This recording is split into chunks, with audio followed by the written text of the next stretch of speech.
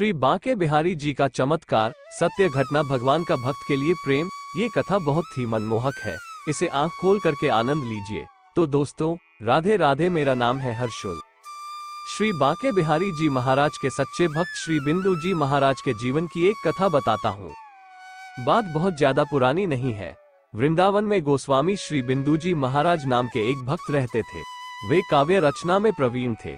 श्री बिहारी जी महाराज उनके प्राणाराध्य थे, इसलिए वो रोज एक नई रचना श्री बिहारी जी महाराज को सुनाने के लिए रचते और शाम को जब बिहारी जी के दर्शन के लिए जाते तो उन्हें भेंट कर आते। उनके गले में साक्षात सरस्वती का वास था। जब वो रचना बिहारी जी को सुनाते तो सभी दर्शनार्थियों के हृदय को भी मंत्रमुग्ध कर देते। उनके साथ के अन्य साधु संत बताते हैं कि श्री बिहारी जी महाराज से उनका प्रत्यक्ष साक्षात्कार था। उनके बारे में अनेक घटनाएं आज भी वृंदावन वासियों में प्रसिद्ध है। उन्हीं में से एक विशेष प्रसंग बताता हूँ। एक बार श्री बिंदु जी महाराज ज्वरग्रस्त हो गए। कई दिनों तक कपकपी देकर बार बार बुखार आता रहा। उनके शिष्यगण उनकी सेवा में लगे थे। वैद्य जी से दवा लाई गई। औषधि से श्री बिंदु जी महाराज का बुखार 3-4 दिनों बाद कुछ हल्का पड़ा। उस दिन सुबह बिंदु जी के शिष्यों ने श्री बिहारी जी महाराज की श्रृंगार आरती से लौटकर चरणामृत और तुलसी पत्र अपने गुरुदेव बिंदु जी को दिया। बिंदु जी कहने लगे, किशोरी लाल, आज सांझ को श्री बिहारी जी के दर्शन करने चलेंगे। पर महाराज, आपको तो कमजोरी बहुत ज्यादा हो गई है, कैसे चल पाओगे? किशोरी लाल, उनके शिष्य ने अपनी शंका प्रकट की। अरे कुछ नाए भाइयों, ठाकुर को देखे कई दिन है गई, अली आज तो जरूर ही जाएंगे। बिंदु जी ने अपना निर्णय सुनाया। ठीक है, जो आज्ञा, कहकर किशोरी लाल अपने काम करने लगा। गुरु आज्ञा भला वो टाले भी कैसे? कुछ देर बाद बिंदु जी अचानक बेचैन हो गए, क्योंकि आज तक कभी ऐसा नहीं हुआ था कि जब बिंदु जी बिहारी जी के दर्शन करने गए हो और उन्हें कोई नई स्वरचित काव्य रचना अर्पित न की हो। आज उनके पास कोई रचना नहीं थी।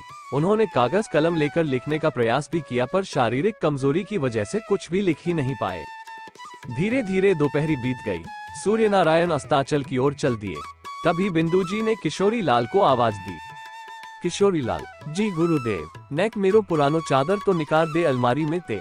किशोरी लाल समझ न सके कि गुरुदेव को अचानक पुरानी चादर की क्या आवश्यकता आ पड़ी, पर उन्होंने आज्ञा का पालन करते हुए अलमारी से चादर निकालकर गुरुजी के सिरहाने रख दी।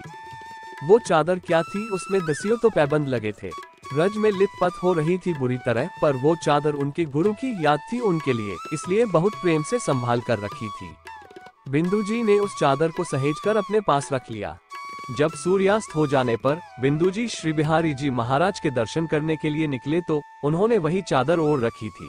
तब वृंदावन में आजकल की तरह बिजली की जगमग नहीं हुआ करती थी। दुकानों पर जो रोशनी होती थी उसी से बाजार प्रकाशित होते थे। बिंदु जी के सभी शिष्य चुपचाप गुरुजी के पीछे चल रहे थे। श्री बिहारी जी महाराज के मंदिर में पहुंचकर बिंदु जी ने किशोरी लाल का सहारा लेकर मंदिर की सीढ़ियां चढ़ी और श्री बिहारी जी महाराज के दाहिने ओर वाले कटहरे के सहारे द्वार से लगकर दर्शन करने लगे। वे जितनी देर वहां खड़े रहे, उनकी दोनों आंखों से अश्रु बिना रुके बहते रहे। आज कोई रचना तो थी नहीं जिसे बिहार जी को सुनाते, इसलिए बस चुपचाप दर्शन करते रहे। काफी समय बस वो यूं ही वहां खड़े रहे। तब किशोरी लाल ने पूछा, गुरु जी चले? हाँ, मैं सिर हिलाकर बिंदु जी ने कटहरे पर सिर टिकाकर दंडवत प्रणाम किया।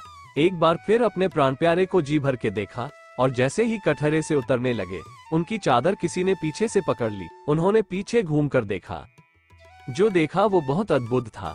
निज महल के सिंहासन से उतरकर बिहारी जी महाराज उनके सामने आ खड़े हुए। क्यों आज नहीं सुनाओगे अपनी कविता? अक्षर अक्षर जैसे मधुर रंग में पिरी आवाज, खनकती सी मधुर मधुर स्वर। बिहारी जी के नूपुरों की ध्वनि ने उनके पैर रोक दिए। सुनाओ न। एक बार फिर आग्रह के साथ बिहारी जी ने कहा। ये स्वप्न था या साक्षात, इसका निर्णय कौन करता? ये तो सिर्फ बिंदु जी महाराज को दिख रहा था। बिंदु जी तो जैसे आत्मा सुध ही खो बैठे थे। शरीर की कमजोरी न जाने कहां गायब हो गई। वे फिर से कटहरे का सहारा लेकर खड़े हो गए। आंखों से आंसुओं की धार, गदगद हृदय, शरीर में कंपन, समझ ही नहीं आ रहा था क्या हो रहा है।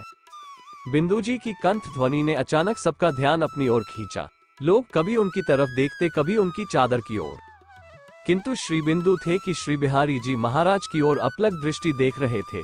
मंदिर में जगमोहन में उनके भजन की गूंज के सिवाय और कोई शब्द सुनाई नहीं दे रहा था। बिंदु जी देर तक गाते रहे। कृपा की न होती जो आदत तुम्हारी, तो सुनी ही रहती अदालत तुम्हारी। गरीबों के दिल में जगह तुम न पाते, तो किस दिल में होती हिफाजत तुम्हारी। ये पंक्तियां उस दिन श्री बिंदु जी महाराज ने श्री बिहारी जी को समर्पित की। तो दोस्तों, आपको बिंदु जी महाराज की कथा कैसी लगी? तो आप भी भगवान पर विश्वास करिए, भगवान कण कण में विद्यमान है। अपना ख्याल रखिए। बोलो बांके बिहारी लाल की जय, वृंदावन बिहारी लाल की जय। बोलो भक्त और भगवान की जय।